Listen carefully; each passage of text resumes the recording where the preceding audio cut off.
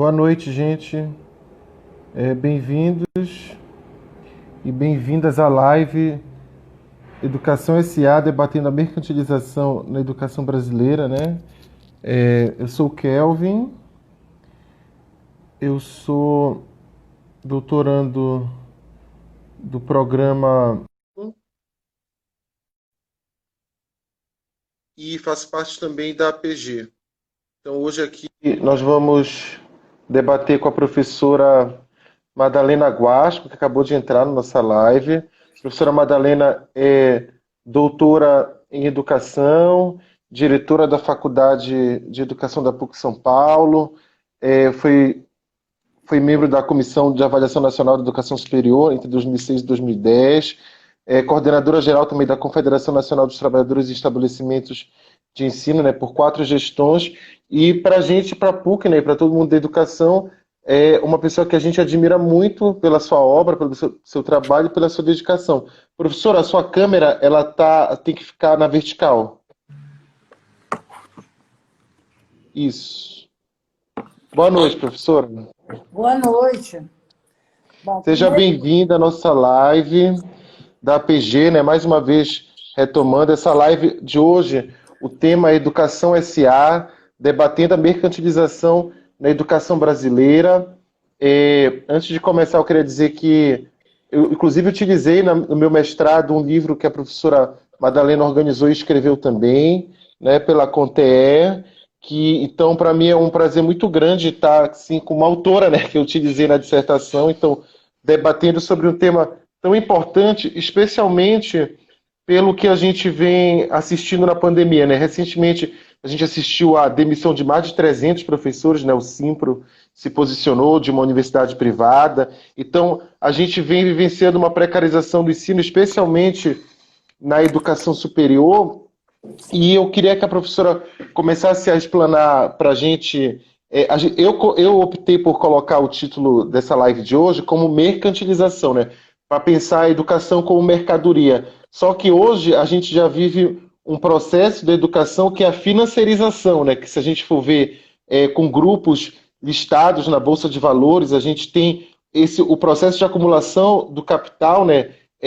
Tem no capital financeiro satisfazer todas as necessidades desse capital que é imperativo. E hoje ele avança cada vez mais forte, seja na educação superior, principalmente com esses grandes grupos de ensino, que tem 1 milhão de alunos, né? Então hoje a porcentagem de cada 10 alunos que estão fazendo graduação, que estão na graduação, aproximadamente quase 9, né, estão nessa educação privada e privatista. E também a gente vê hoje a voucherização, né? Então a gente vê essa sanha, especialmente agora com o FUDEB, que foi debatido, né? De quererem avançar, porque esses grupos sabem que o bolo de investimento da educação básica é muito maior do que a educação superior. Mas eu queria pedir que a professora, por gentileza, começasse. Vamos pensar no histórico. Como é que começa esse processo de mercantilização, de venda da educação superior no país? Bem, boa noite. Eu quero primeiro agradecer o convite. É um prazer estar aqui, não é? Discutindo um tema tão fundamental, porque nós estamos vivendo, nesse momento, uma nova onda de privatização, com uma qualidade nova. Então, é importante que a gente resgate um pouco a história, né, desse processo de privatização, para poder entender hoje como é que esse projeto está se colocando, né? Primeira coisa que eu gostaria de falar é de que nós temos no Brasil algumas questões estruturantes que ajudam a privatização da educação brasileira, né? Então, a primeira questão que eu gostaria de dizer é que, até hoje, o Brasil não constituiu um sistema público universal de educação. E ele não constituiu esse sistema público porque a rede privada disputa, historicamente, e impede que se construa um sistema público de qualidade universal. Porque a educação privada no Brasil não é uma opção democrática, como em alguns países, que você tem um sistema público de educação universal e você quer fazer uma universidade privada por um direito democrático que você tem. Aqui no Brasil, não. Nós temos uma demanda enorme pelo ensino superior e ensino básico, mas, infelizmente, ainda esse sistema não é universal e não é de qualidade, porque a rede privada disputa, historicamente, impedindo que esse sistema se coloque. Então, no Brasil, nós temos essa situação que é particular, que faz parte da nossa história, e esse elemento é um elemento que tem que ser colocado na nossa análise para ver os diferentes momentos em que a privatização ocorreu. A segunda questão que eu gostaria de dizer é que a privatização ela tem uma história, ela passa por etapas diferentes, né? E todo projeto de educação, seja um projeto público, seja um projeto privado, ele sempre está ligado a um projeto de nação, ou seja, a um projeto de desenvolvimento. Não dá para analisar a educação sem ter por trás qual é o projeto político, social e econômico que está sendo implementado. Porque cada projeto político, social e econômico que está sendo implementado, tem um projeto de educação. Né? No Brasil, infelizmente, nós tivemos muito poucos momentos de democracia, nós temos só 3 constituições democráticas e poucos momentos em que nós discutimos a possibilidade da implementação de um projeto soberano e democrático de nação. Né? Então, isso interfere também na privatização da educação superior e também impede a construção de um sistema público universal de qualidade da educação pública. Eu vou destacar 4 momentos de privatização, só para fazer essa explanação inicial, para mostrar como é que essa privatização no Brasil foi se desenvolvendo. O primeiro momento que eu vou destacar, não é? Ele é um momento importante, foi o período da ditadura militar. No período da ditadura militar, nós tivemos ligado ao projeto de desenvolvimento dependente construído pela ditadura militar e antidemocrático, nós tivemos uma reforma educacional e eu incentivo a privatização da educação superior. Nesse período, o Estado brasileiro ajudou com subsídio empresas privadas para poder cumprir o que ele dizia que era ampliação do acesso à educação superior, principalmente da classe média.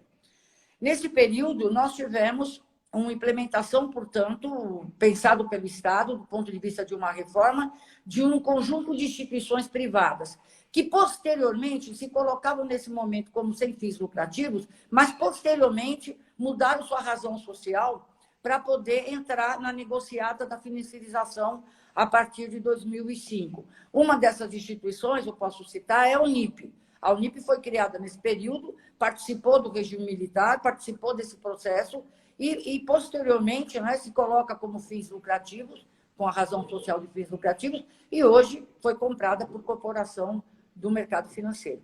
Então, esse período é o período, vamos dizer assim, em que se inicia um processo de privatização da educação superior no Brasil. Depois, nós vamos ter um segundo momento, que é o momento da década de 90, com a implementação do projeto neoliberal. Nesse período, nós vamos ter uma incrementação do processo de privatização da educação, até pelo projeto que está sendo implementado, um projeto que retira direitos, né? Que concebe educação não mais como um direito, mas como um serviço, privatiza a educação, privatiza a saúde, não é? Coloca em questão direitos como direito à velhice, pretendendo fazer a reforma previdenciária, a questão do direito ao trabalho, querendo fazer uma reforma trabalhista que não conseguiu fazer, porque não teve correlação de forças para isso, mas que implementa um projeto de privatização da educação superior, né? E também da educação básica, mas fundamentalmente da educação superior. Nós tivemos, nesse período, as leis de Estado sendo trabalhadas com influência já do setor privado, uma influência que tinha 2 objetivos. Primeiro, a não regulamentação, porque a rede privada ela luta pela desregulamentação, essa é a história dela, ela não quer ser regulamentada. Então, ela atuou na lei de diretrizes e bases e atuou no Plano Nacional de Educação no sentido de, primeiro, fazer com que o Estado implementasse o crescimento da rede privada e, segundo, não regulamentasse. Se nós formos analisar a LDB, o capítulo da educação na LDB, da educação superior, pressupõe, pela primeira vez na nossa história, universidade por campo de saber só de ensino. A quem interessa, né, numa lei de diretrizes de base, admitir universidade por área de saber e somente de ensino sem pesquisa e extensão? A rede privada, que está em plena expansão e que não quer investir, principalmente na pesquisa, e não quer investir na construção de pós-graduação e quer fazer uma universidade por área de saber. Essa LDB cria 5 tipos de instituição superior: a universidade, o centro universitário, as faculdades integradas, as faculdades isoladas e os institutos, né? Esses 5 tipos, eles foram criados para exatamente propiciar o desenvolvimento de uma rede privada no ensino superior. Nesse período também, com aquela ideia de que o Estado não tem que prover direitos, foram criados também diferentes ONGs e muitas fundações de capital privado surgiram nesse período. Quais foram elas? A Pearson, a Lehman, o Grupo Baema, Todos pela Educação, o Grupo Ayrton Senna, ou seja, um conjunto de fundações privadas, muitas delas ligadas ao capital financeiro, a bancos, que vão se colocar como propiciadoras de uma educação, mas que, na verdade, vão atuar na elaboração de políticas públicas durante todo o processo da década de 90. Principalmente, né, eles começam a debater a unificação de um currículo, que depois eles conseguem implementar agora mais recentemente, que tem por objetivo a padronização da educação, porque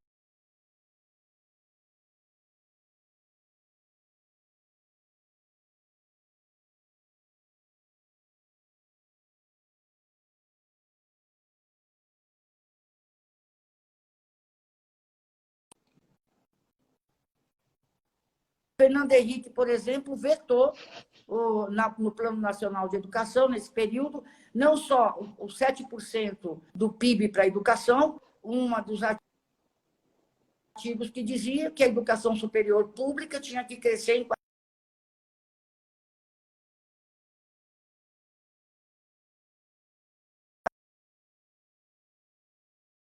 liberal, na concepção... Estão me ouvindo? Não, tá lento, mas estamos te ouvindo. Tá.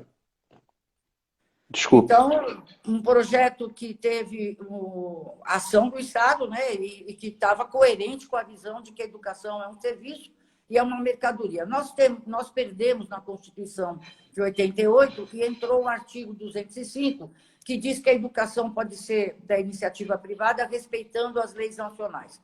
E a iniciativa privada atua exatamente na construção das leis nacionais, tentando desregulamentar essas leis no sentido de não regulamentar a educação privada. Se a gente for ver na LDB, por exemplo, você fala em gestão pública, está lá, gestão pública para a escola pública. Ou seja, essa ação, né, de distinguir que gestão democrática não é para instituição privada, é uma ação da instituição privada, politicamente, com influência política, atuando na elaboração das políticas de Estado. Então, nós vivemos nesse período, né, da década de 90, uma total, vamos dizer assim, desregulamentação da educação e também um incentivo, vamos dizer, à entrada da educação como mercadoria propriamente dita, com empresas de fins lucrativos. Esse período da década de 90 é um período que vai criar condições para a próxima etapa. Qual é a próxima etapa? A próxima etapa é a partir de 2005, quando entra a financiarização da educação. Então, essas instituições que, na década de 90, não é, elas se constituíram, né, em várias modalidades, centro universitário, faculdade isolada, faculdade integrada, institutos e universidades, não é, muitas delas por área de saber, elas vão se constituir em instituições que depois transformam-se em fins lucrativos e vão colocar, né, à mercê da financiarização através da compra de conglomerados que compram essas instituições, conglomerados de capital aberto.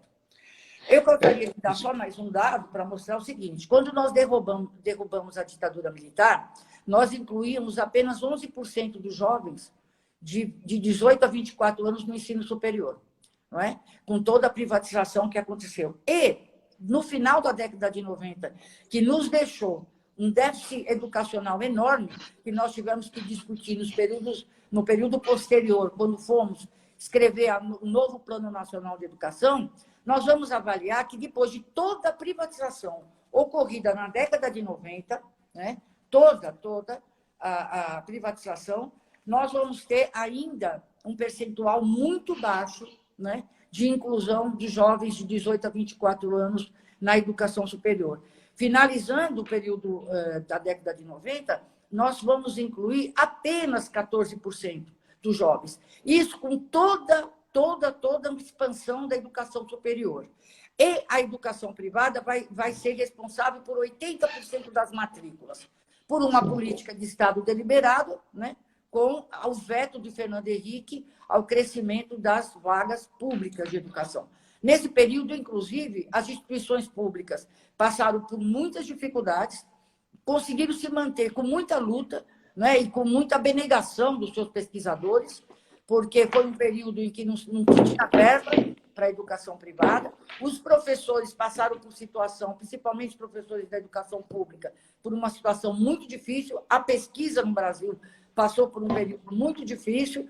Isso tudo nós vamos ter que debater, né, exatamente quando você consegue mudar o curso e, a partir de 2002, você consegue ter uma mudança, vamos dizer assim, no panorama educacional brasileiro, né, com a eleição, vamos dizer, do Lula, né? Do projeto. Professor, antes de entrar, desculpe, no ano de 2002, só para a gente ter um corte, que a senhora fez uma genealogia, digamos assim, né, desde a ditadura militar, porque a gente sabe que a educação, existia uma demanda reprimida, né, por ensino superior. Isso. Na década de 70, veio uma reforma, então as instituições privadas, digamos, até cumprem uma certa função no início. Então, como a senhora bem demonstrou, a gente tem a profissionalização da gestão, que deixam de ser instituições familiares. Eu vou dar um exemplo, por exemplo, eu sou de Belém, né? Então lá tinha a UNAMA. A UNAMA, com a Edson Franco, era uma instituição familiar, aí é vendida para um grande grupo desse. Então, você vai tendo a formação desses conglomerados,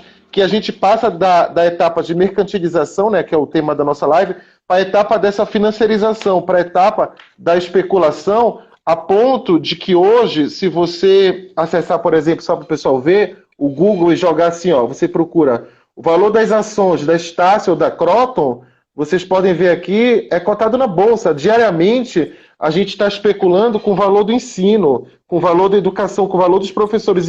E como equacionar, na verdade, fica uma das perguntas para a senhora, dessa nossa live, como eu vou equacionar uma educação que está atrelada diretamente a um capital especulativo, a um capital rentista, que visa, no fim, o lucro.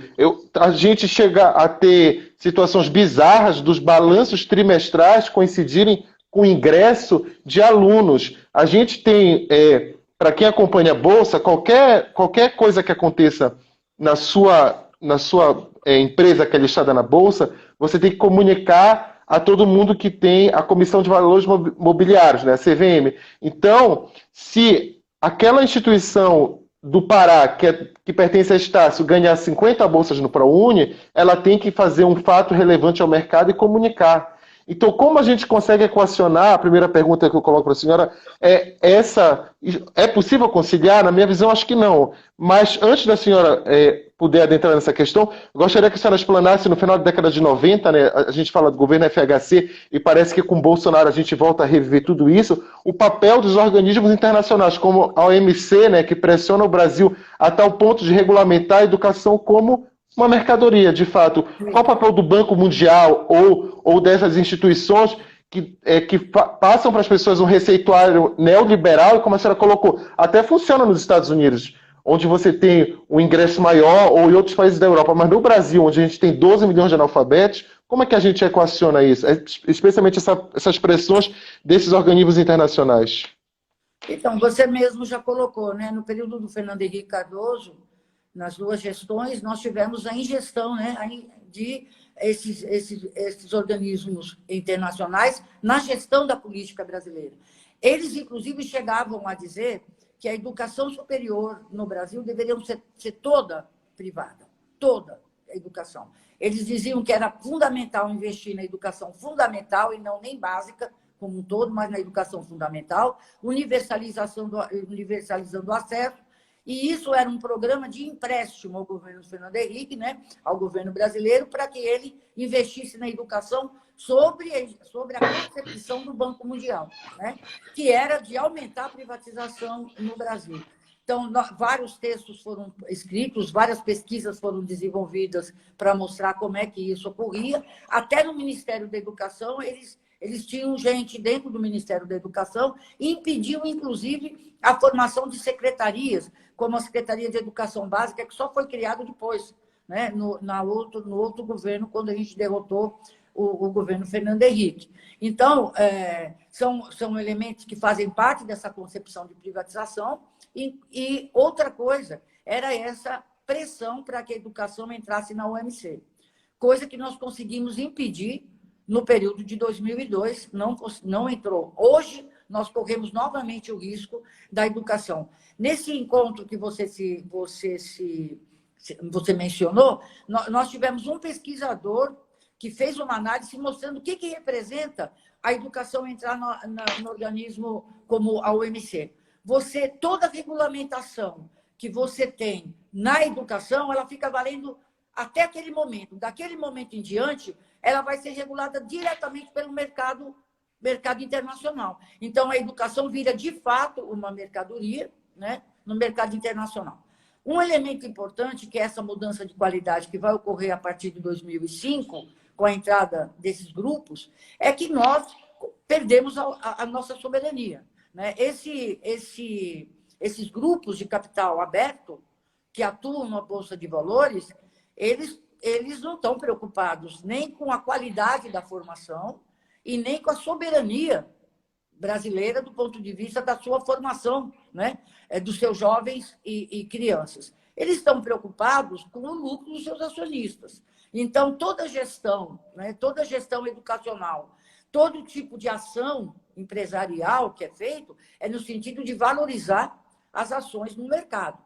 Então, se as suas ações são valorizadas, eles estão bem. E como é que se valoriza ações no mercado? Né? Primeiro, fazendo parte da jogatina, né? Que é o mercado mundial. Sim. E segundo, né? Fazendo toda uma gestão racionalizada, né?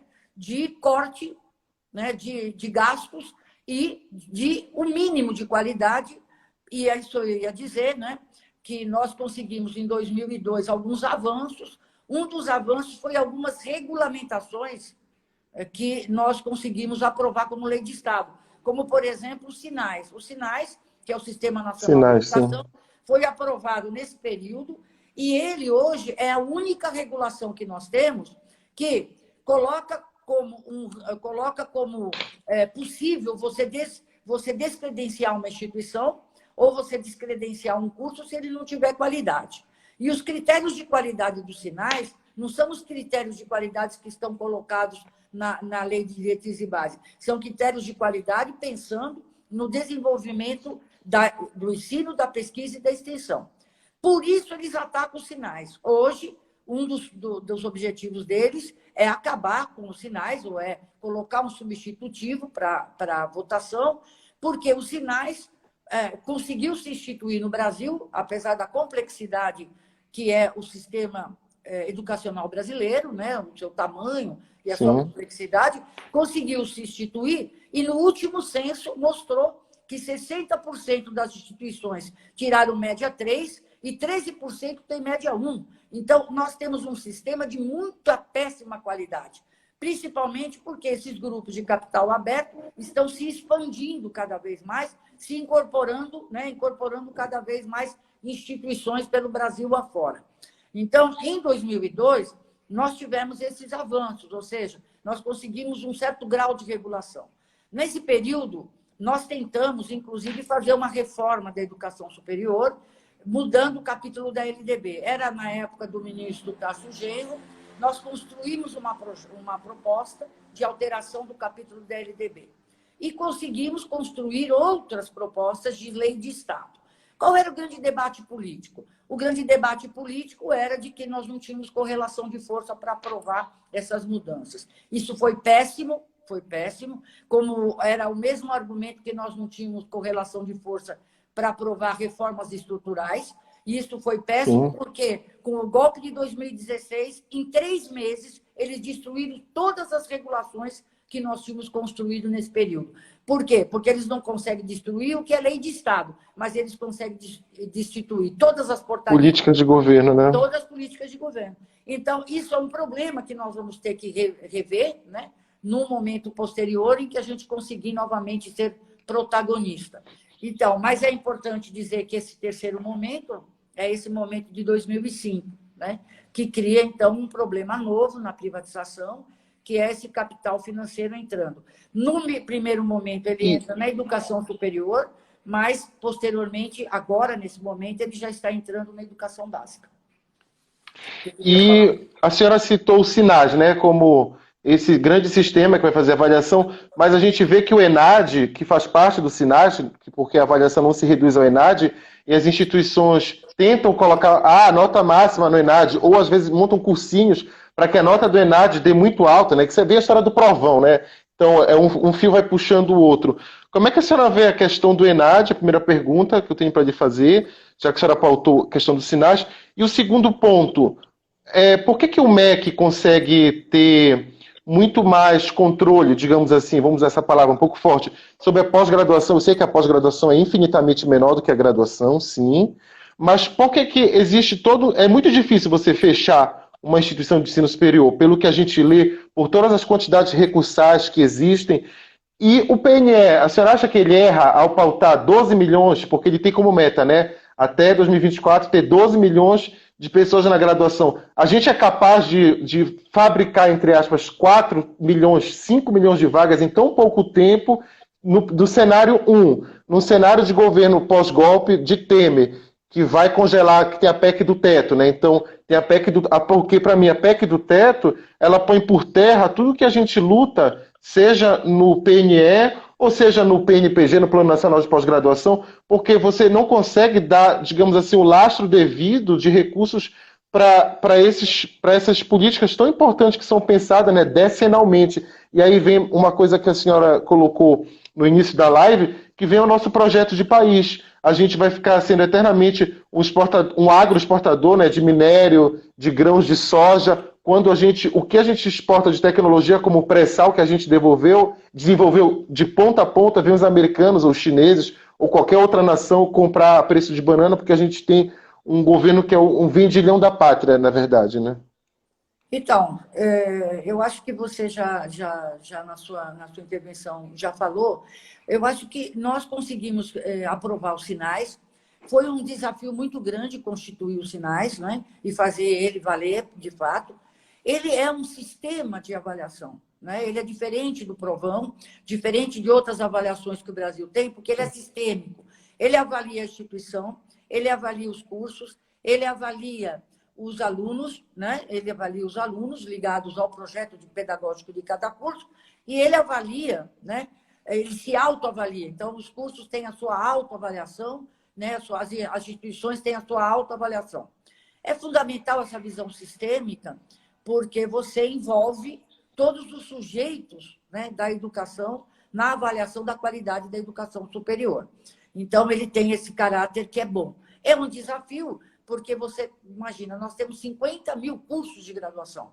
No primeiro momento, o Sinais pensou em fazer avaliação in loco. Claro que foi impossível fazer avaliação in loco de 50 mil cursos, não é?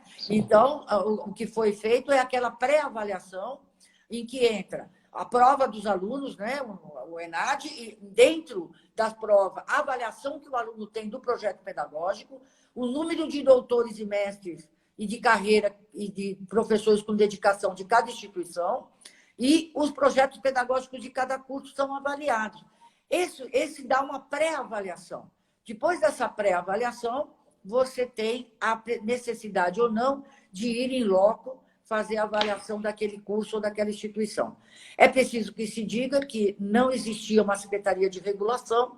Em 2002 foi criado, né, no governo Lula, foi criado uma secretaria de regulação. Qual era o objetivo da secretaria de regulação? Exatamente da consequência às avaliações feitas pelos sinais na rede privada, né?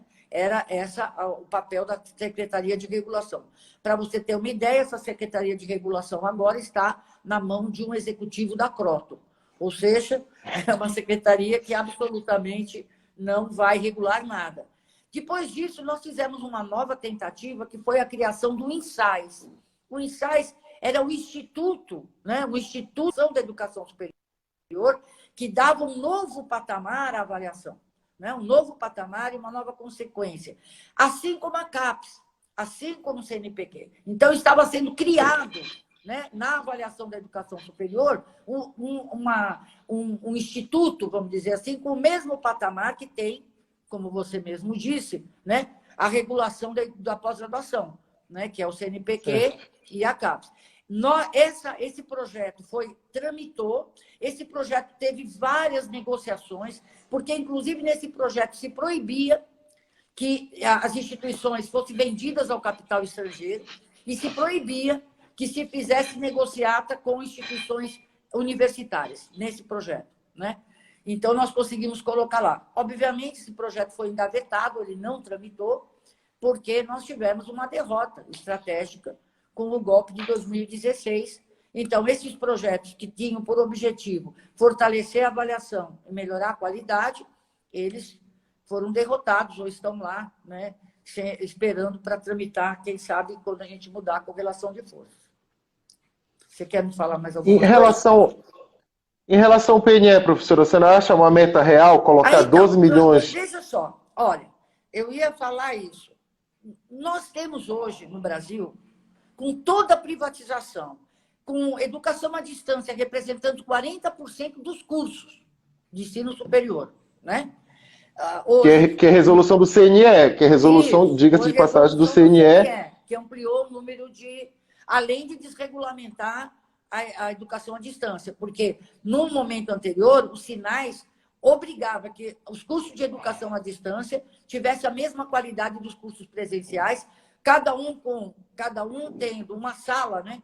um polo específico com biblioteca, Sim. etc. Hoje, você cria um curso de educação à distância na garagem da sua casa, tá certo? Hoje você faz isso, porque foi totalmente desregulada a educação à distância. Por isso, o crescimento, né, nesse nível de 40% dos cursos. Né? E não é 40% da carga, é 40% dos cursos que são à distância. Nós incluímos só 17,8% dos jovens de 18 a 24 anos. Sim.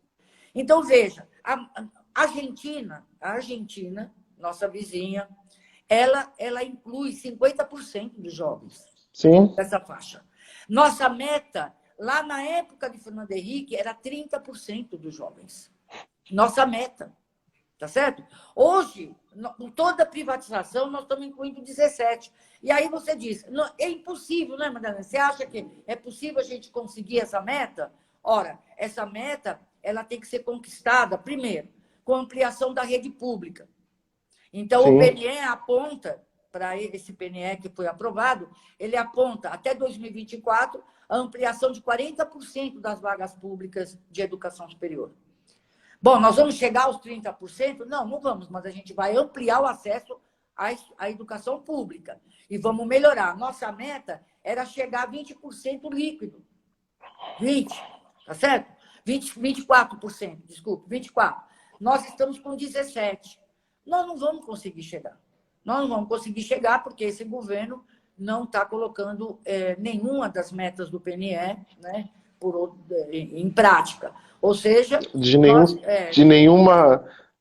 setor da educação. De nenhum setor, tá certo? Você vê, hoje os dados que nós temos são o seguinte, nós temos 8.450.755 matrículas, sendo 6.373.274 na educação superior privada. Temos só 199 instituições públicas no Brasil, dentro de um total de 2.537 instituições. Não é? Sendo que 86,2% são faculdades, não são nem universidades dessas instituições. 40% dos cursos superiores são IAD, como eu já disse. E a rede privada, em 2018, ofereceu 93% das vagas. Então, veja, é por isso também que a rede privada veio com essa força em 2005, esse capital financeiro. Porque nós temos um déficit. Nós temos um déficit, e esse déficit ele é para o mercado, né, uma oportunidade. Uma oportunidade. E na década de 90, esses grupos empresariais fizeram todo um trabalho para enfraquecer a educação superior, oferecendo cursos de curta duração, né? Cursos de curta duração, considerados de nível superior, e depois nós conseguimos derrotar esses cursos mas durante a década de 90 toda, esse foi o oferecimento. cursos à noite de curta duração. Agora, são cursos online, né, IAD, e também eles lutam para diminuir a carga horária dos cursos de bacharelado e licenciatura para que esses cursos sejam, vamos dizer assim, mais lucrativos. Certo. E a gente tem duas políticas importantes, né, a partir dos governos Lula e Dilma, né, que é o ProUni, que para mim é uma Isso. das mais acertadas, e eu não tenho muito o que questionar o ProUni, mas o FIES, fazendo uma análise crítica do FIES, ele merece, ele, digamos assim, não é que ele tenha parcela, mas acho que a gestão, como o FIES foi levado adiante, ele ajudou a criar esses conglomerados, como a senhora mesmo falou, os grupos de fora, Pearson e outros, viram que você tinha um potencial imenso de mercado, que eles enxergam dessa forma, e você tem, por exemplo, no ano de 2014, a concessão de 750 mil bolsas do FIES, né, do financiamento estudantil, do programa, né, de financiamento estudantil, de tal modo que, inicialmente, você tinha todo um controle para liberar mais vagas para o FIES, para aquela instituição alcançar algumas metas, e chegou algum momento que o MEC deixou as próprias instituições solicitarem 750 mil bolsas no ano, vamos combinar, feito no cálculo, era mais do que os 5 anos juntos. Então, a desenfreada do FIES, ela não ajudou a criar grupos tão fortes, de tal modo que hoje eles não dependem só do FIES, mas eles transformaram-se quase em bancos, né? Que eles oferecem seus próprios financiamentos, Isso. colocando assim um novo dilema de quem quer acessar o ensino superior no Brasil, se não encontra vaga, né, seja no público ou se não tem o mínimo para pagar no privado, ele acaba recorrendo, ficando com uma dívida imensa, né? E a gente vai começar a produzir, a partir desses governos que estão abandonando todos os programas, estudantes que já saem com uma dívida imensa, com o canudo e o extrato bancário negativo. Como é que a senhora vê o FIES? Assim, teve seu papel de importância, sim, mas em algum momento erraram a mão em regulamentar a concessão das bolsas? Então, eu gostaria de dizer duas coisas. Primeiro, o ProUni, ele foi um programa que ele começou de um jeito e terminou de outro. Ele é um programa muito Sim. importante, né? Eu também considero ele um programa muito importante de inclusão, mas ele era de um jeito. O ProUni surgiu como uma proposta para que as confessionais sem fins lucrativos e comunitárias, que tinham que prestar conta ao INSS, oferecessem bolsas para os estudantes nessas instituições, sem a necessidade da prestação de conta do INSS, porque elas ficariam filantrópicas pelo oferecimento de bolsas. Era essa a ideia do ProUni. Nessa época, a gente criticava dizendo, bem, mas nem todas as confessionais e comunitárias são de qualidade. É preciso exigir que as instituições sejam de qualidade. Mas como tinha sido aprovado, né, os sinais, então se dizia, bem, essas instituições passarão por avaliação. Só que a hora que entra para tramitar o ProUni, o setor privado atua politicamente e o ProUni que saiu foi para todas as instituições privadas, todas. E eles tentaram evitar que o ProUni fosse para todos os cursos. Quem acompanhou a tramitação como eu, que já tenho uma certa idade, né, acompanhei, o que acontecia lá? Qual era a grande ação política desses grupos privados? Primeiro, falar que só as vagas ociosas deveriam ser ProUni. Segundo, nos cursos que tinham vaga ociosa. Então, medicina não era para ter ProUni, né? Medicina, direito, etc. Então, essa era a primeira coisa que eles tentaram. Eles perderam essa batalha. Nós ganhamos essa batalha. O ProUni foi para todos. Segundo, eles queriam, né, que o ProUni fosse para todas as instituições, inclusive instituições com fins lucrativos e agora de capital aberto. E o ProUni foi. E terceiro, não quiseram vincular o critério de qualidade. Né? Depois é que nós criamos uma comissão, e essa comissão que avaliava, né? Era uma comissão democrática, que acompanhava a avaliação versus bolsa, e algumas instituições perderam a oferta, né? A possibilidade de ofertar bolsa para a Uni, porque tinham nota muito baixa nos sinais. Então, essa é uma questão que precisa ser resgatada. A segunda foi o FIES. O FIES foi a mesma coisa. O FIES entrou no parlamento e ele saiu de outro jeito. E o FIES foi tão absurdo que o FIES ele é um financiamento em que eles cobravam dois tipos de preço. Um preço para o aluno FIES, que era o dinheiro público, então era um preço, a mensalidade, outro preço para o aluno que não era FIES. Ou seja, eles criavam, eles cobravam o dobro da mensalidade para quem era financiado pelo FIES. Além disso, o FIES não tem seguro. É um absurdo você ter o FIES sem ter um seguro. Quando você compra uma casa, você tem um seguro, né? Então, o seguro, por quê? Se você não tem condição de pagar o financiamento, você tem que ter minimamente um seguro. Eles conseguiram impedir isso, né, da criação de um seguro, colocando em risco os estudantes, né, que ficam inadimplentes. Então, o FIES, né, ele foi regulamentado depois, no final do governo Dilma. A Dilma foi obrigada a regulamentar. Ela colocou, inclusive, o seguinte: só podia ter Bolsa FIES quem não tivesse zerado na redação do Enem. Gente, zerar na redação do Enem, né? Então, não tivesse, ou quem tivesse 460 pontos no Enem. Então, ela teve que regular, porque a coisa estava absurda. Era um montante de dinheiro público que iam para essas instituições absurdo, né? Então, isso foi regulado posteriormente. Então, você tem razão, né? O FIES, ele poderia ter sido, né, de fato, um financiamento importante. Você vê, hoje a Uni, diante da crise da pandemia, né, que se acirra, da dificuldade, a Uni está propondo uma bolsa, né? Está propondo o financiamento, está tentando aprovar isso. Só que aí nós não vamos fazer como foi o FIES, porque daí você coloca o aluno numa situação, né, de vulnerabilidade econômica, porque ele fica sem condições de pagar, né, e com dificuldade posterior. Sim. Então, o FIES e o ProUni é isso, né, que eu penso, que um pouco da história, né, dessas leis. Então, não tem como falar, né, de graduação e não pensar a pós-graduação, né? Então, eu faço parte da Associação de Pós-Graduandos da PUC, né? Sou de um programa de educação, do doutorado de Educação Currículo, e a senhora citou a LDB, né? Que a LDB vai estabelecer faculdades, centros universitários, universidades, o que também acaba mexendo com a cota de mestres e doutores, né? Que tem que ter em cada modelo de instituição. E hoje a gente já vê um desemprego que acomete pessoas com título de mestrado e doutorado, ou mesmo a gente vê instituições que, ao você virar doutor, se você é médico, quando você vira doutor, você é demitido, porque você passou aquela cota mínima.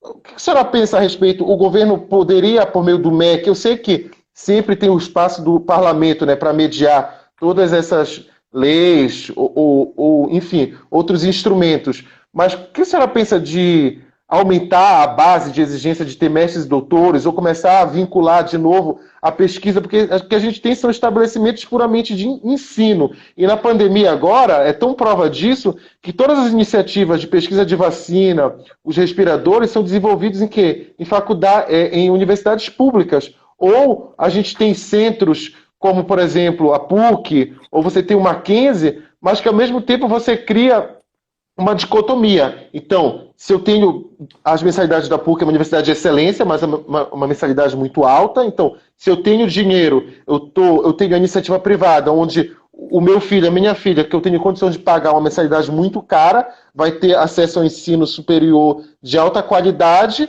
e aquelas pessoas que não têm tanto as condições financeiras vão acessar instituições que não oferecem um ensino de qualidade, porque o que a gente tem hoje, na verdade, a gente poderia até dizer que você requenta o saber ali, né?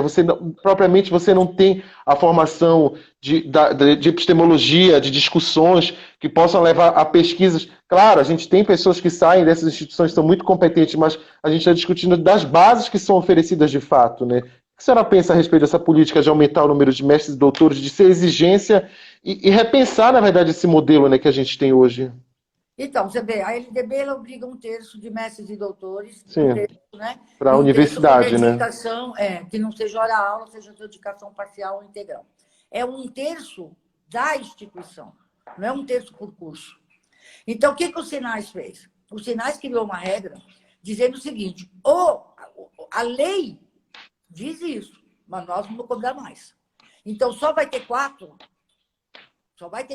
na avaliação quem investir na contratação de mestres e doutores com período que não seja período integral ou parcial. Essa é a briga que eles têm com os Sinais.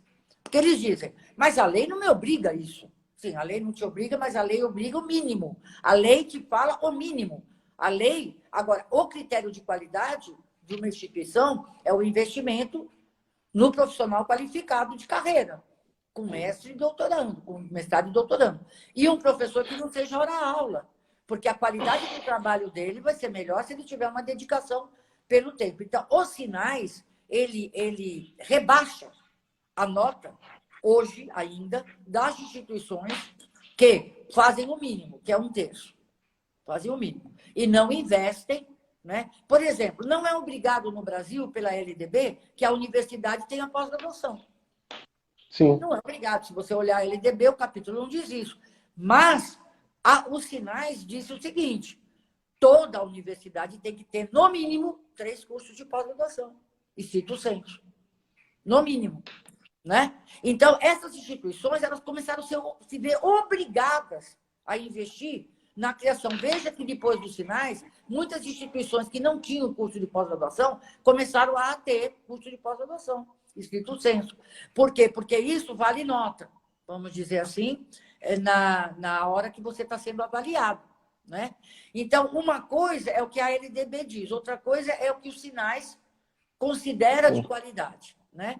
Claro que hoje não, sempre, né? Eles tentaram burlar isso, eles atacam os sinais exatamente por essa exigência, considerando que isso não é legal, né? Porque o legal é 1/3, e eles tentam, né, fazer com que o número de doutores e mestres seja o menor possível dentro das suas instituições, porque essas instituições elas não estão preocupadas, como eu disse, com a qualidade da formação que elas estão oferecendo, elas estão preocupadas com o lucro, né?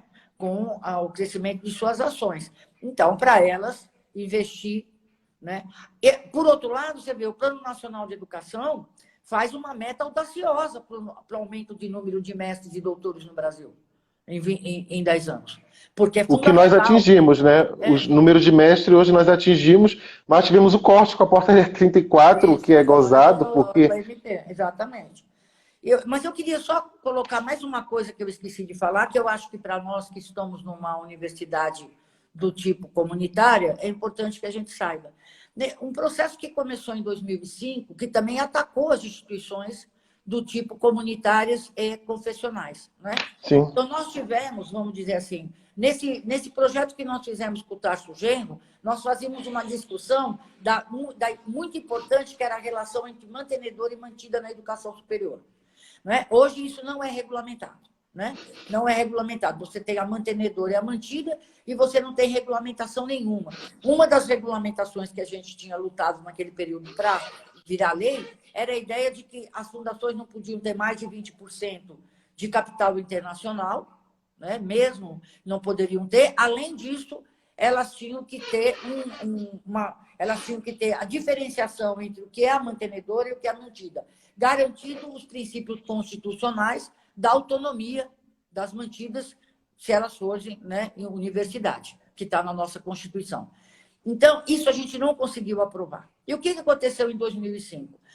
Uma pressão internacional e nacional, um movimento internacional e nacional de ataque, vamos dizer assim, àquelas instituições democráticas históricas comunitárias, né, no Brasil todo.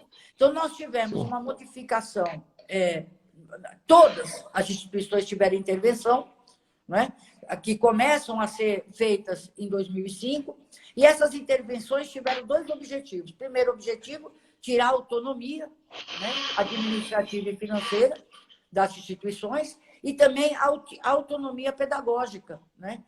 Foram feitas reformas em instituições importantes, como o PUC Campinas, por exemplo, que se transformou praticamente num centro universitário.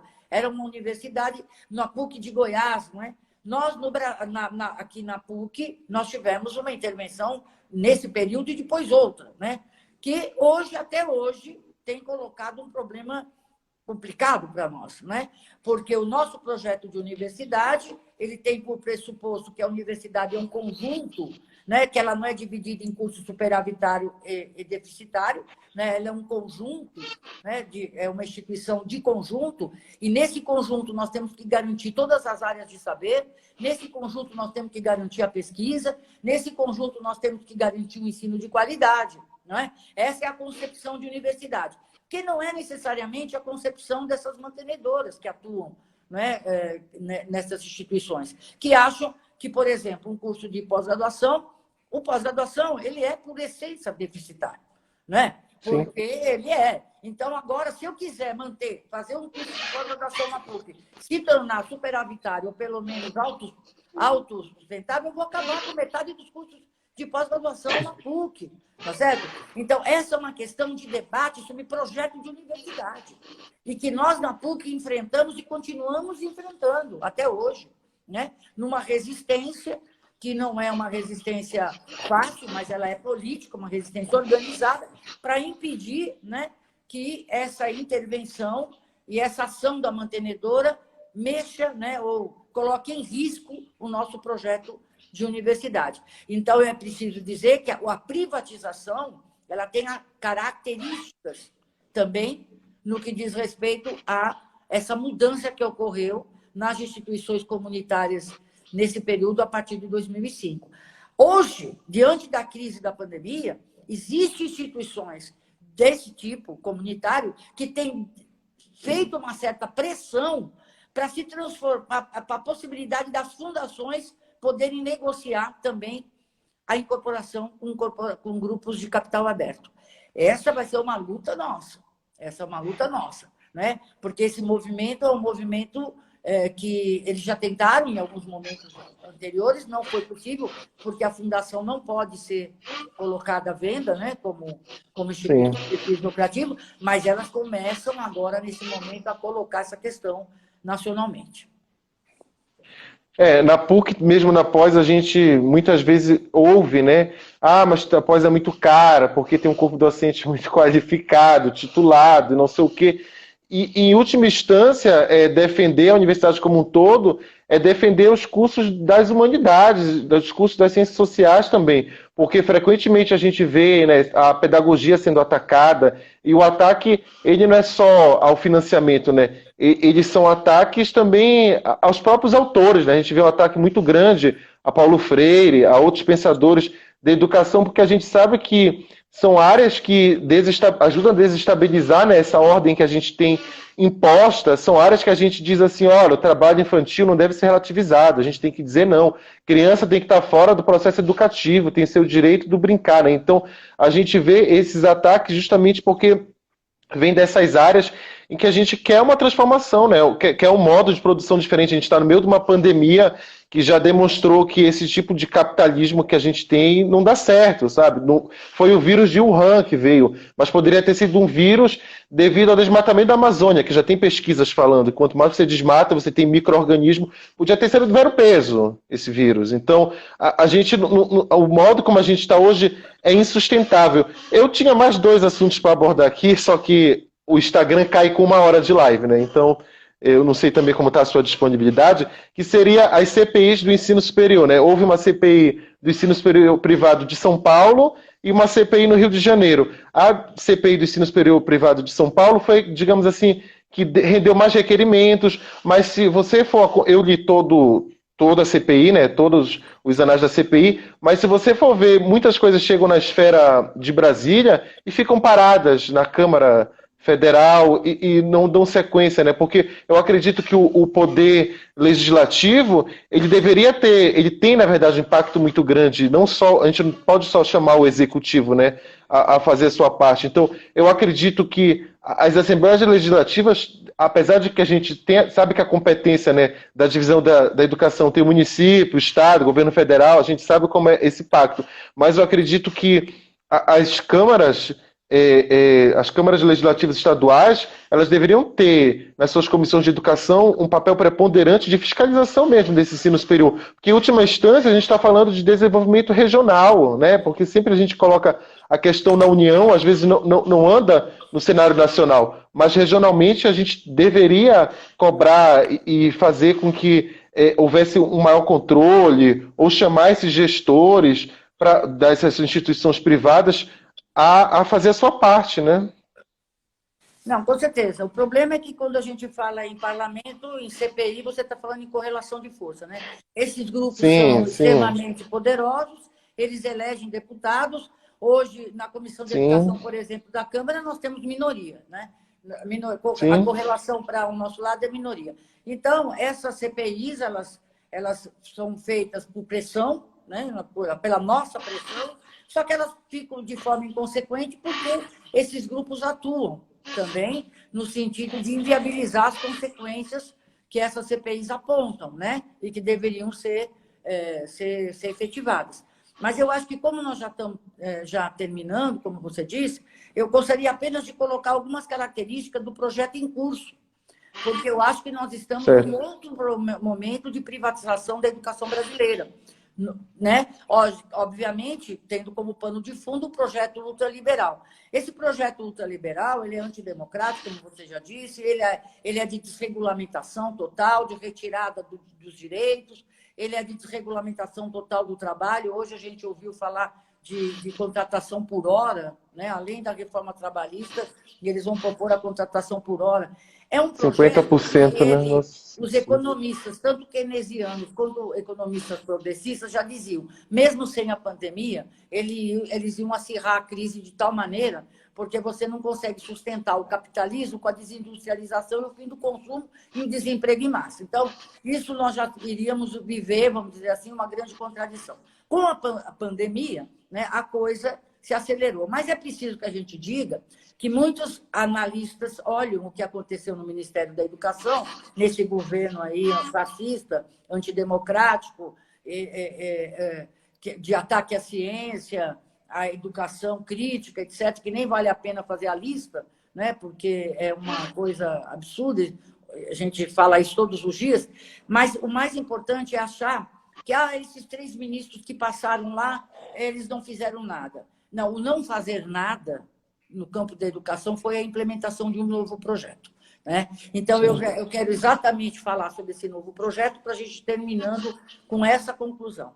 Primeiro, o seguinte... Professora, a gente pode estender só um pouquinho a live. O tempo está Preocupado com disponível. Se ela isso. estiver disponível também, a Não, gente eu pode estou estender um pouquinho mais, disponível. porque realmente.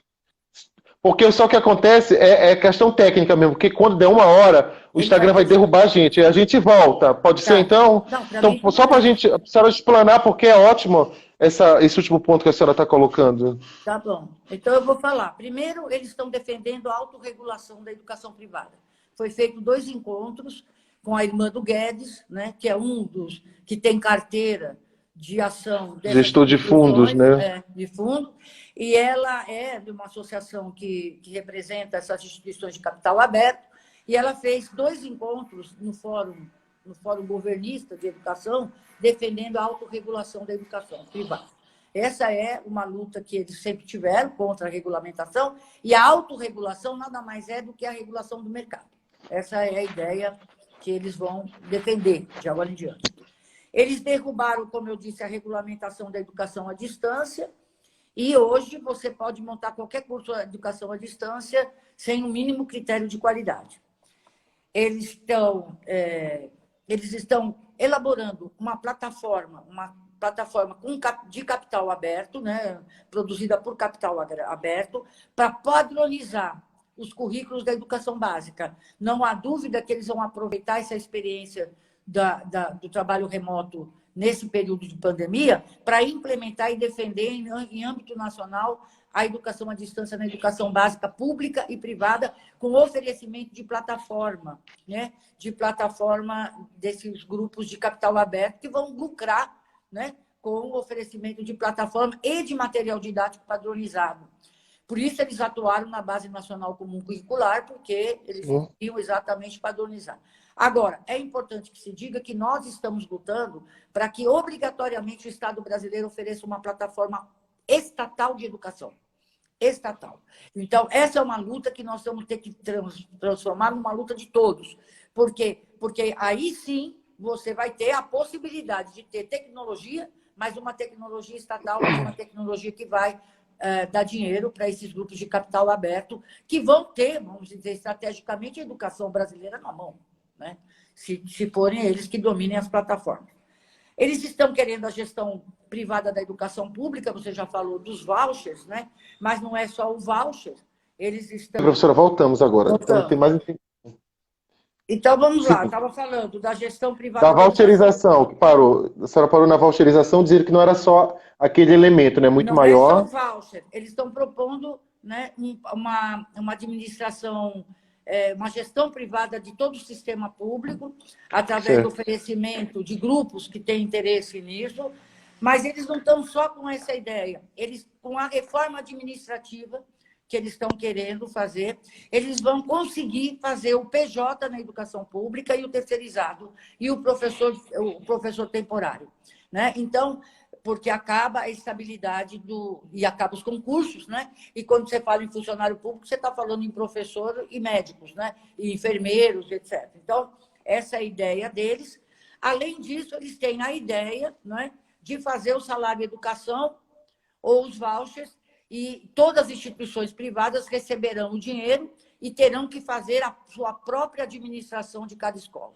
Então, essa é a ideia que eles têm em curso. Isso foi feito no Chile, levou à falência da educação pública no Chile.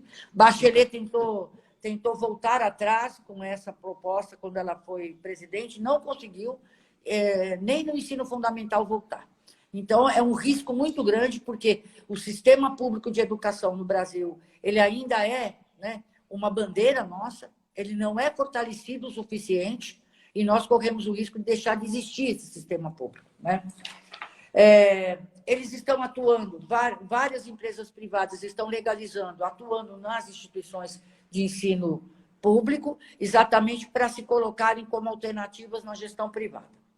O livro didático passou a ser construído no Ministério da Educação, e esse livro didático, não só do conteúdo, né, no ataque à educação crítica, mas, fundamentalmente, também a maneira como o livro didático está sendo elaborado, já como instrumento de educação padronizada à distância. Do PNLD, é verdade. A defesa das verbas públicas para a educação privada. Nesse momento, nós vimos isso de forma clara na aprovação do Fundeb, né, a ação desses grupos privados, querendo verba do Fundeb para o ensino privado. Inicialmente, eles falaram em educação infantil, que São Paulo aprovou, né, o voucher da educação infantil, não do jeito que eles queriam, mas aprovou. Inicialmente, eles falaram isso, o governo veio com essa ideia da educação infantil, não foi aprovado, nós conseguimos não deixar aprovar isso, mas eles continuam com essa ideia do dinheiro público. O programa Futura-se, né, que é a privatização da educação superior pública, com cobrança de mensalidade, e é o fim da pesquisa, né? A pesquisa social, a pesquisa com responsabilidade social. Porque eles estão mobilizando grandes empresas farmacêuticas, corporações tecnológicas, que vão utilizar o espaço da universidade, a inteligência da universidade, mas vão produzir um conhecimento de direito privado, e não um conhecimento com patente pública, né? Como hoje ficou claro na pandemia o papel da ciência e da importância das universidades públicas. Sim. Eles estão dizendo que vai ter um corte de 1 bilhão, né? E esse corte de 1 bilhão para as universidades públicas faz parte de um projeto, de inviabilizar para que essa concepção do futuro possa ser implementada. Esse é de caso pensado. Você destrói a universidade, você impede que a pesquisa, o ensino e a extensão sejam feitos, você coloca toda a comunidade universitária numa situação, né, muito difícil. E aí você vem com essa proposta da privatização da educação pública, né, pública estatal. A senhora falou em Futurice bem na hora que a Flavinha entrou aqui na nossa live, e eu lembrei que as entidades, né, a UNE, a NPG, a UBS lutaram muito forte contra o Futurice, que na verdade apelidaram de Fatura-se, né? Que na verdade era um projeto de desalojamento, porque eles previam até na primeira versão usar todos os terrenos e o patrimônio da universidade para especular, criar um fundo. Vai ficar à mercê de quê? Se a gente está criticando já que esses grupos grandes grupos de ensino superior privado, eles utilizam da financiarização para especular, seja com avaliação, seja com professor, com todo o componente do sistema, em última instância, com desenvolvimento nacional, como é que o governo pode querer constituir um fundo com patrimônio que é de todos para especular a partir da... Assim, o Weintraub, como a senhora falou, teve ministros que não fizeram nada, mas foram muito nocivos. Como eu avalio que o Temer, na sua passagem, ainda que não tenha sido o mandato inteiro, foi muito nocivo por ter passado uma reforma trabalhista, ele passou diversas regulamentações e portarias que a gente está sentindo até hoje. Na pós-graduação, como a senhora bem colocou, hoje a gente tem bem, o CNPq só paga bolsa, porque não tem verba suplementar. O meu programa tinha um evento não aprovado, não foi bancado, porque não tem. E a gente já vive o drama da próxima lei orçamentária de que o que está previsto para o CNPq e para a CAPES não fecha nem para as bolsas. Então, isso é jogar fora não só os talentos, mas o desenvolvimento de um projeto. Parece que a gente voltou 12 anos no tempo em relação a investimentos em educação. Por isso que eu digo que eles fizeram muito, eles estão implementando um projeto, eles estão, inclusive, se aproveitando da pandemia para colocar em prática um projeto de educação, que é um projeto ultraliberal de educação, né? Eles atacaram a pesquisa, e aí atacam do ponto de vista da pesquisa educacional, como você falou, da pesquisa das ciências humanas, eles atacam o conhecimento, né? Mas eles atacam a pesquisa em geral.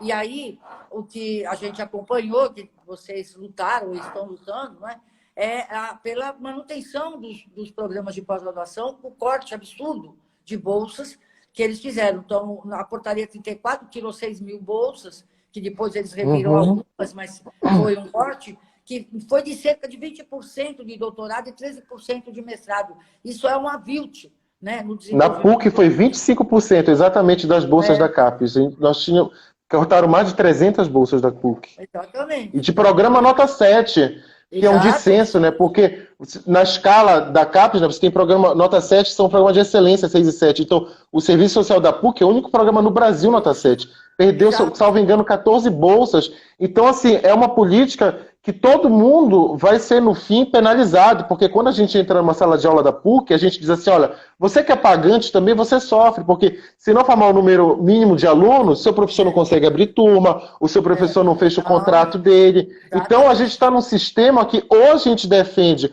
as bases para rever a lógica neoliberal em cima da educação, em cima das nossas vidas, dos nossos corpos, ou vai tudo para o espaço, porque não dá para a gente ver hoje o cara da Amazon, o Jeff Bezos, né, que é o principal acionista, ganhou em um dia 13,8 bilhões.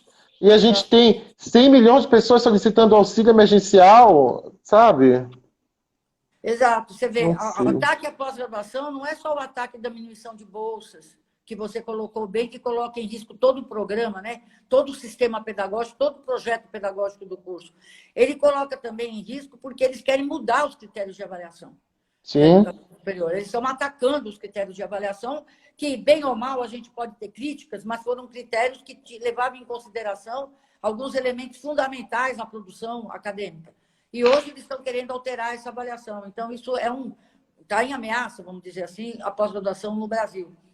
Eles estão começando a comprar escolas de capital, escolas de educação básica, ou capital aberto. Isso vai trazer um problema para nós muito grave, porque nós vamos ter não só a educação superior, mas também a educação básica na mão desses grupos de financiarização. Eles estão querendo legalizar, isso é uma medida do governo federal, com alguns estados, os aplicativos de professor, aplicativo tipo Uber, não é? De professor, e eles estão oferecendo os aplicativos de professor para as escolas públicas, o que eles chamam de professor temporário, né? Na escola pública e na rede privada, dizendo que isso vai diminuir os encargos. A ideia do reforma administrativa vai propiciar tranquilamente que as universidades públicas, as escolas públicas, possam contratar professor por Uber, né? Por esses aplicativos. Eles têm uma disputa ideológica, que nós estamos vendo, você já citou, com projetos autoritários de ataque à gestão democrática da escola, a escola cidadã, toda a luta que nós fizemos pela inclusão, pelo respeito à diferença, por uma escola laica, antirracista, né? E tudo isso está em risco, né? Eles têm um projeto articulado de privatização do sistema público, como eu já disse, e nós estamos vendo uma reformulação diante da crise de todo o sistema privado. Para vocês terem uma ideia, nós temos 80% das instituições privadas no Brasil, na escola básica, com 240 alunos. A tendência dessas escolas é falir. Grande parte dessas escolas vão falir. Não só vai trazer um desemprego enorme, né, porque vai falir, mas também porque vai se reestruturar o sistema público e o sistema privado na educação básica, né, com o acirramento da crise. Além disso, as instituições de educação superior de capital aberto já vinham passando por uma reestruturação pedagógica, né, gerencial pedagógica, que no período da pandemia, como você já disse, deu o exemplo da Unip, né, que demitiu, da Unip não, da Uninove, né, que demitiu... A Uninove. Uninove. Mas esse é um projeto que eles estão tendo, que agora, com a pandemia, eles criaram uma elevação, vamos dizer assim, gerencial pedagógica, que é o mesmo professor dar aula para o Brasil inteiro. Como eles são grupos de capital aberto, de âmbito, né, nacional, e o professor ele vai dar aula para todos os alunos de todos os estados brasileiros. A Unip já iniciou essa modificação pedagógica, sem ter que passar por nenhuma regulação, já que a Secretaria de Regulação, como eu disse, está na mão da Croton. Então, isso tudo vai ser feito exatamente sem nenhuma autorização do Ministério da Educação. Vai passar boiada, né? Como bem falou, Salles. Então, nós estamos em risco, né? Eu estou dando alguns exemplos, né, do risco que nós estamos vivendo no Brasil. Não é mais um projeto de privatização, é a privatização total da educação brasileira, tanto de nível superior, como de pós-graduação, como na educação básica. Esse é o risco, né? E por isso, é fundamental, e como eu comecei minha fala, não existe projeto de educação que não esteja ligado a um projeto econômico, político e social. Para a gente conseguir derrotar esse projeto e alterarmos, né, o curso da educação no Brasil, nós vamos precisar alterar o projeto econômico-político. Nós vamos ter que derrotar esse governo. Nós vamos ter que colocar um outro projeto no lugar.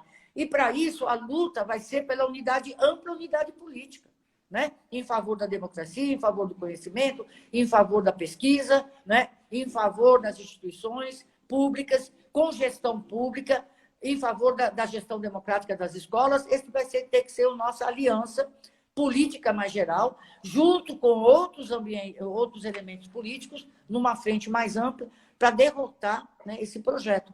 Porque se nós não conseguirmos derrotar esse projeto, lógico que nós vamos lutar, mas nós estaremos no campo da resistência.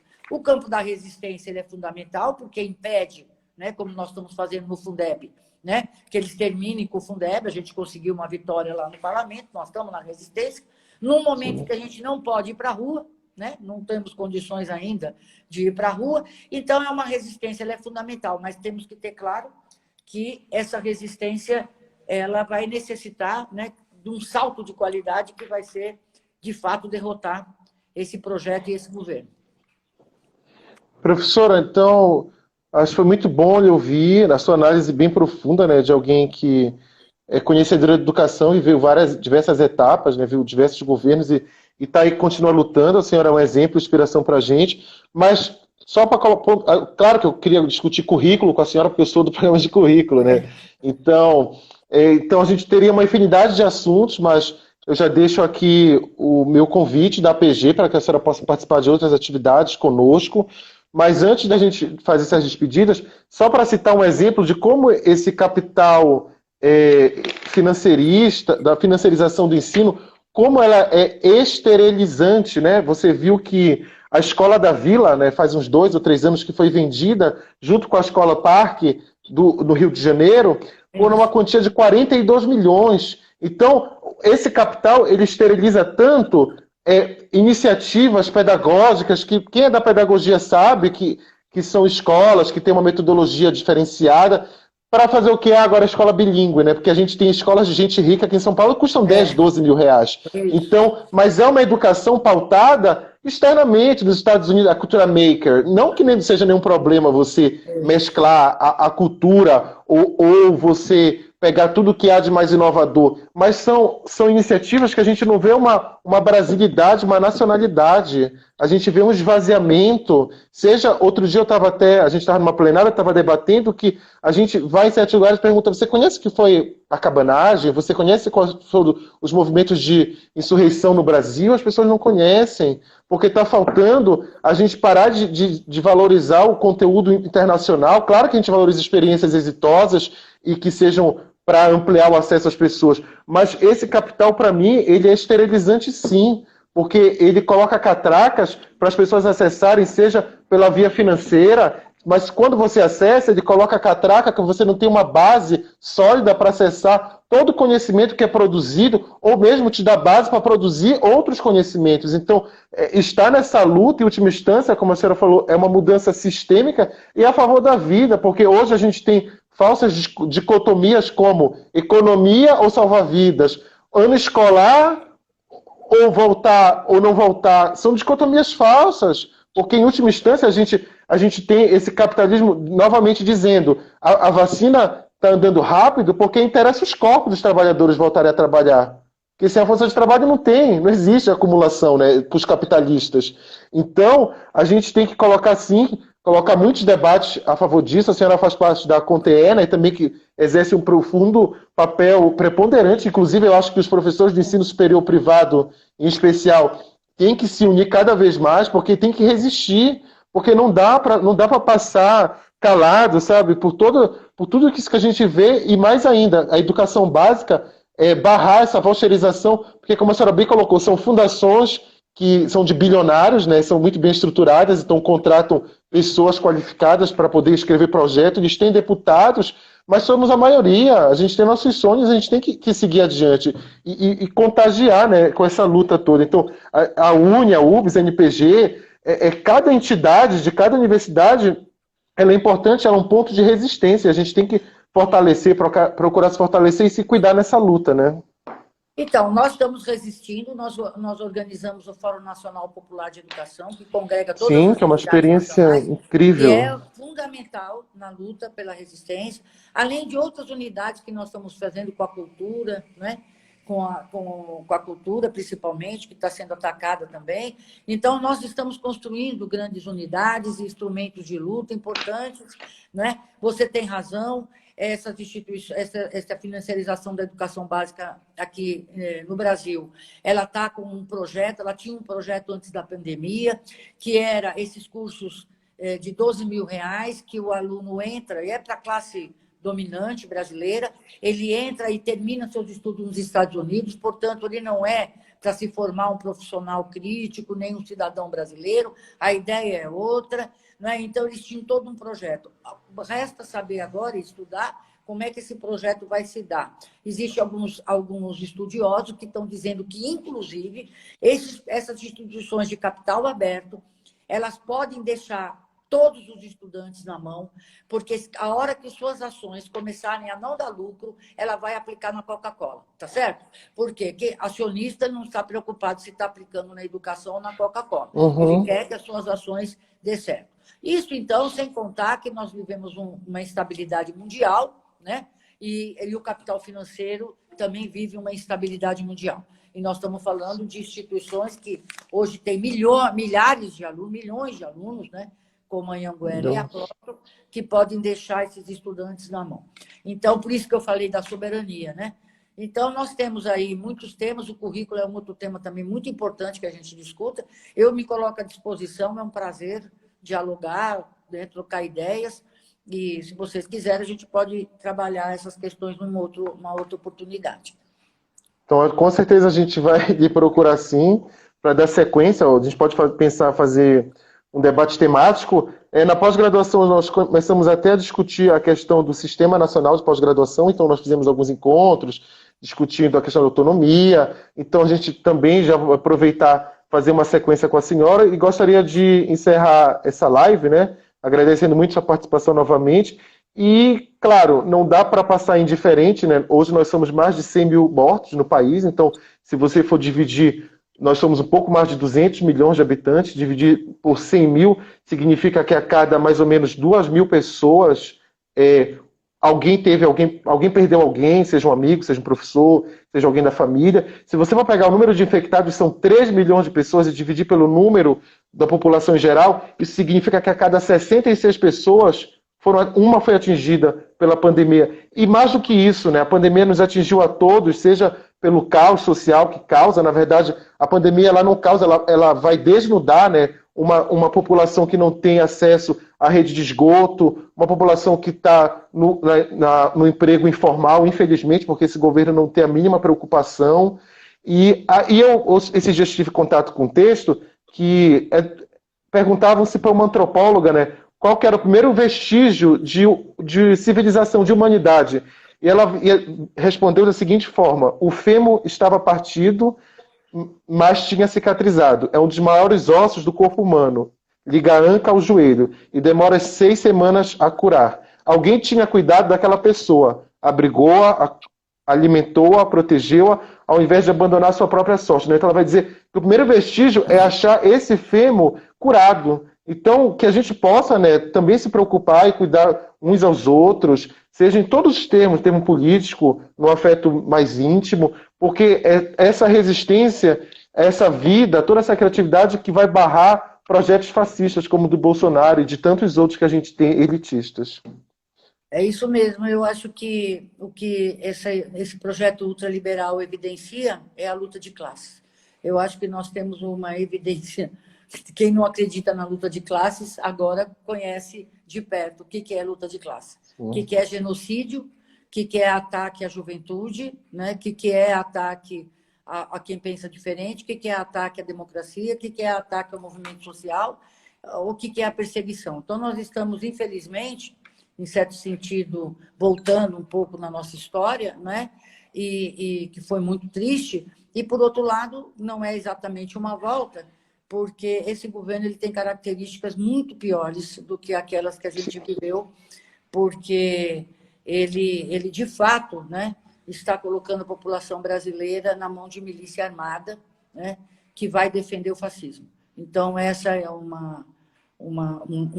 temor, né, que todos nós temos, e claro que fica ainda mais triste e mais penoso diante de uma doença que está dizimando famílias inteiras, né, e pessoas queridas pelos seus familiares e amigos no Brasil todo, sem a mínima solidariedade de um governo que se mostra completamente desumano nesse sentido, né? Perfeito. Então, agradecer a todos que nos acompanharam também. Obrigado, professora. Então, até a próxima. Tchau, Até a professora. próxima, Kelvin. Foi um prazer. Foi um prazer também.